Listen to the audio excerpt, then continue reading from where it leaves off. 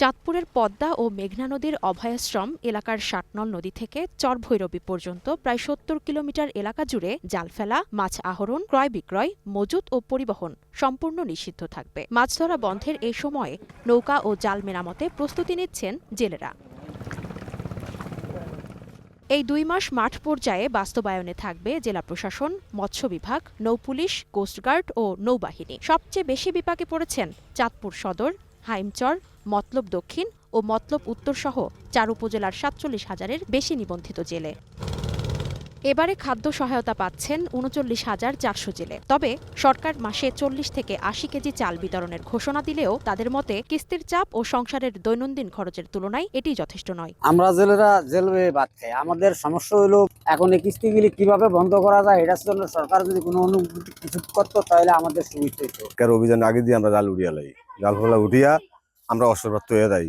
এরপরে সরকারে আমগরে যদি চাইল পাত দেয় আর দেয়, কেউ পায় কেউ পায় না। স্যার আঙ্গরে যে চাল দেয় 2 মাসের লিগা, আঙ্গ ঘরন ৬-৭ জন খাই না।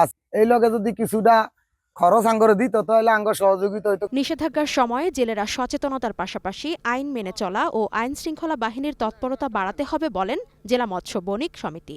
আমরা মনে করি আসলে এই স্যাংচুয়ারি পিরিয়ড সফল করতে হলে ব্যবসায়ী, জেলে, এই সেক্টরে যারাই আছেন সকলকে সচেতন হইতে হবে, আইন মানতে হবে। পাশাপাশি আইন শৃঙ্খলা বাহিনীর যারা আছেন তাদেরকে আসলে খুব সচেতনভাবে তাদের দায়িত্ব পালন করতে হবে। মার্চ ও এপ্রিল মাস জুড়ে জাটকা রক্ষার জন্য ১২টি স্পিড বোটে টিম ভিত্তিক ২৪ ঘণ্টা নদীতে টহলে থাকবে সংশ্লিষ্ট টাস্কফোর্স, জানান জেলা মৎস্য বিভাগ। এই কার্যক্রমের মূল উদ্দেশ্য হলো ইলিশকে রক্ষা করা। ইতিমধ্যেই সচেতন সভা, মাইকিং, পোস্টারিং এর মাধ্যমে জেলেদের সচেতন করেছে এবং এটা ২ মাস অব্যাহত থাকবে।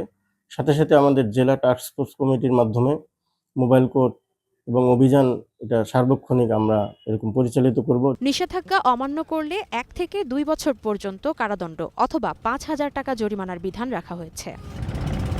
ইসমত আরা অনু, গ্রিন নিউজ ডেস্ক।